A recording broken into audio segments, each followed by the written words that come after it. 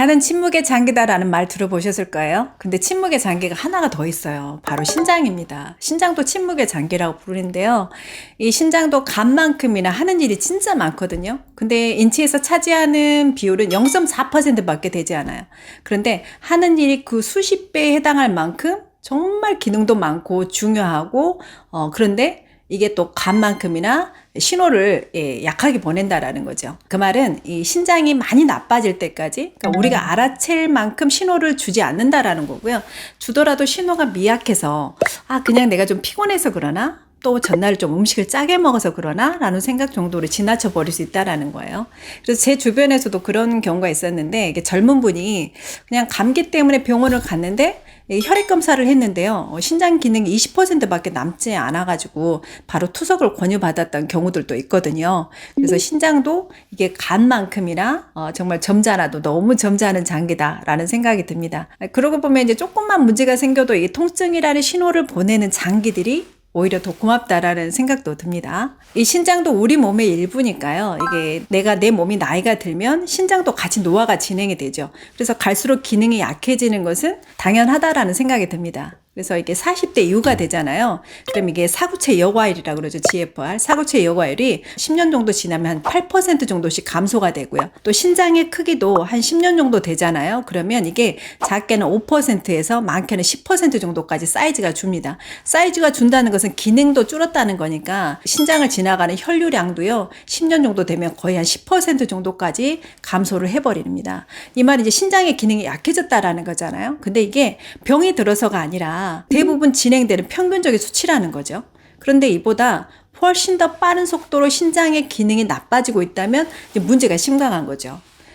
보통 이게 신장 기능이 나빠져서 병원을 찾으면 처음에는 뭐 6개월에 와서 한 번씩 검사해라. 또 그 다음에 3개월에 와서 한 번씩 검사해라. 그리고 이제 매달 와서 검사해라. 이렇게 하잖아요. 그래서 검사하는 주기가 이제 짧아질수록 병이 위중해지고 있다라는 신호죠. 그런데 이제 신장 기능이 나빠져서 이제 뭐 혈뇨도 나오고 단백뇨도 나오고 해서 이런 진단을 받아도 병원에서는 특별히 이제 해줄 수 있는 건 없어요. 그냥 이제 혈압약을 일단 처방을 하시는 거죠. 그리고 이제 좀 더 심각해지면 이제 스테로이드 처방하고요.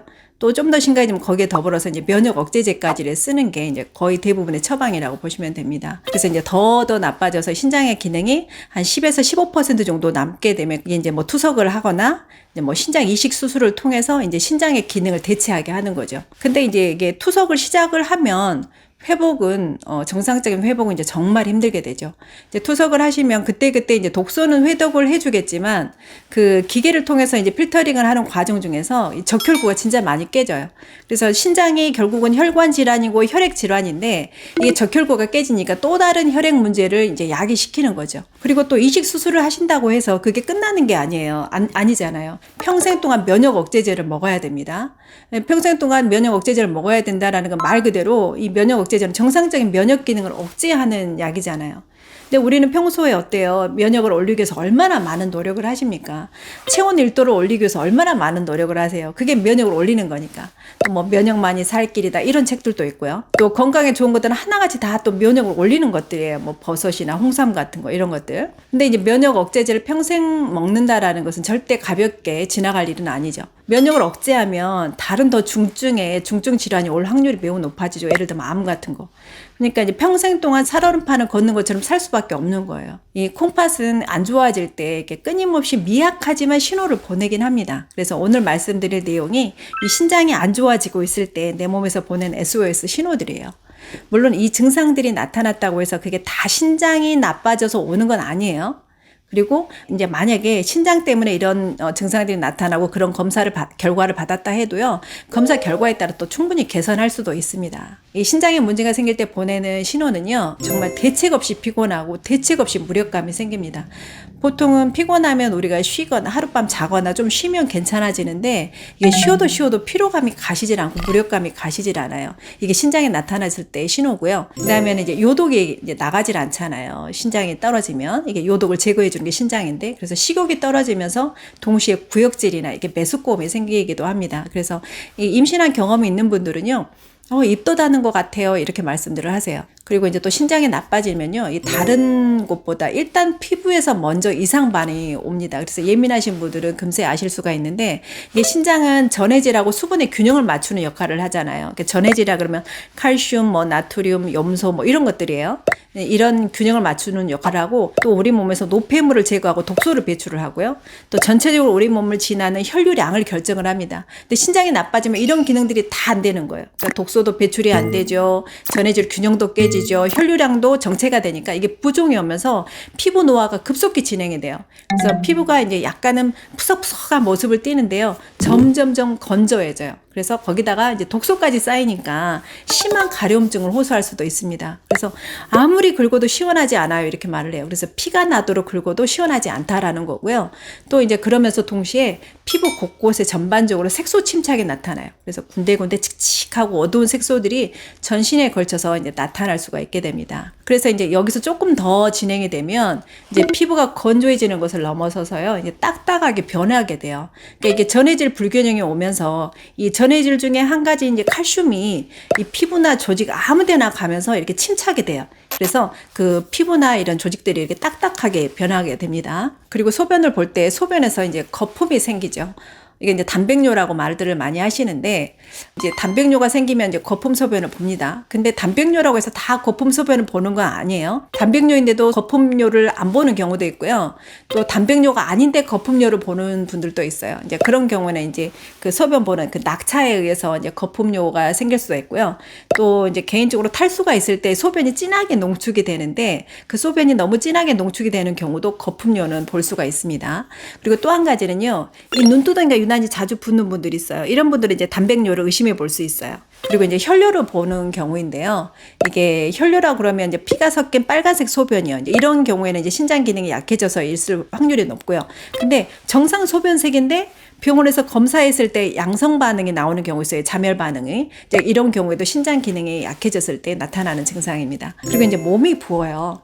그러니까 일시적으로 이제 부종이 생겼다가 바로 없어진 다음에 걱정할 일이 없어요. 자고 났더니 뭐 괜찮다라든가 오후 되면 괜찮다라든가 이러면 걱정이 없는데, 이게 부었는데 몇 날 며칠간 이렇게 부종이 빠지지 않고 지속이 된다면 이제 의심해 보실 수 있어요. 그 이제 주로 붓는 부위가 어디냐면요. 이게 눈 아래도 붓고요. 또 이제 단백뇨가 있으면 눈 위도 붓고요. 그리고 이제 사지 말단에서 주로 붓습니다. 뭐 발목, 발, 뭐 손목, 손 이런 이제 사지 말단 쪽에서 부을 수가 있어요. 그리고 이제 부종이 유지가 되다 보니까 전반적으로 체중이 증가를 하고요. 그리고 이제 부종이 물론 다른 이유로도 올 수가 있어요. 뭐 심장 기능이 안 좋거나 또 뭐 갑상선 기능 저하증이 있을 때도 부을 수는 있습니다. 그리고 이제 소변량이 증가해요. 그리고 소변을 보는 횟수도 증가합니다. 특히 이제 야간뇨가 증가하거든요. 그러니까 밤에 한 3번 이상 본다면 의심해 볼 수 있고요. 2번 이상 본다면 꼭 검사를 해 보셔야 됩니다. 남자들인 경우에는 이게 전립선 질환으로도 야간뇨나 빈뇨는 흔하게 올 수 있기 때문에 병원은 뭐 전립선 때문인가 하고 검사하다가 신장 기능이 안 좋아졌다라는 진단을 받기도 하고요. 또 이제 소변량이 증가를 하면 어때요? 갈증이 심해지니까 당뇨 증세가 더 심해졌나 하고 검사하다가 또 이제 신장 기능 검사를 통해서 이제 알게 되기도 해요. 이 신장은 혈액을 걸러내주는 기관이에요. 그러니까 신장으로 들어온 혈액을 깨끗하게 걸러서 깨끗한 혈액으로 바꿔서 다시 몸 안으로 돌려보내주는 기관인데, 이게 정상 신장인 경우에는 약 하루에 100리터 정도의 혈액을 걸러주거든요. 그래서 98리터는 몸 안으로 보내주고 약 2리터 정도면 소변이라는 형태로 이제 몸 바깥으로 배설을 시켜요. 근데 이게 신장 기능이 떨어지면 예를 들면 한 97리터만 몸 안으로 다시 보내주고 한 3리터를 몸 바깥으로 버려버리는 거죠. 그래서 소변량이 늘어나고 자주 보게 되는 거거든요.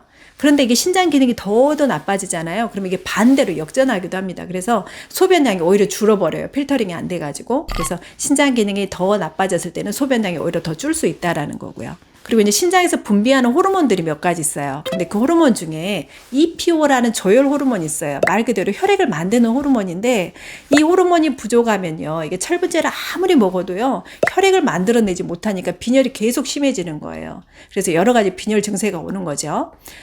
그리고 이제 또 고혈압이 생깁니다. 이게 신장은 염분과 수분, 나트륨과 수분을 이제 조절을 해주는 기능이 있는데, 이게 안 되니까 부종이 또 나타나는 거죠. 저류가 되니까 염분이. 그리고 또 이제 이제 신장은 혈압을 이제 조절해주는 또 레닌이라는 호르몬을 또 분비를 하거든요. 그래서 혈압을 올리는 기능을 하는데 이게 신장 기능이 떨어지면 이 레닌이라는 호르몬이 또 과잉 분비가 될 수가 있대요. 그래서 혈관을 수축시키고 혈류량을 많이 가둬둬서 혈압을 올릴 수가 있다라는 거죠. 그래서 신장에 문제가 생기면 혈압을 올리기도 하고요. 또 이제 반대로 혈압이 올라가서 신장이 또 안 좋아지기도 합니다. 그래서 이제 신장이 좋지 않은 경우에 우선 이제 혈압약을 처방하는 이유이기도 하고요. 그리고 이제 허리가 아픕니다. 이제 허리가 아픈 분들을 보면 이제 신장이 허리 뒤쪽에 이렇게 있잖아요. 근데 신장이라 그러면 이 골반뼈 위쯤 이쪽에 있다라고 생각들 하시는데 그렇지 않아요. 이 신장이 굉장히 중요한 이 장기이기 때문에 갈비뼈 안에 보호가 되고 있거든요. 그러니까 위치상으로는 이 위하고 같은 위치에 있다고 보시면 돼요. 그런데 이게 이 신장의 기능이 약해지면 아무래도 이 허리 주변의 근육이 경직이 되니까 이게 이제 허리 통증이 이제 생길 수가 있어요. 제가 이렇게 말씀드린 증상들 중에서요, 이게 하나만이라도 해당되는 증상이 있다면 병원에 가셔서 검사를 해보시기를 저는 권유를 드립니다. 왜냐하면 이게 아닐 수도 있지만 이게 신장병이 너무 늦게 발견되는 경우가 자주 있는 걸 봤기 때문에 그런 분들은 예후가 좀 안 좋으시더라고요. 그래서 검사는 꼭 해보시길 권해드리고요. 오늘 제가 이게 신장이 안 좋아질 때 내 몸에서 보내는 SOS 신호라는 주제로 말씀을 드렸는데요. 예, 내용이 좋으셨다면 좋아요와 구독 버튼 부탁드립니다. 네, 안녕히 계세요.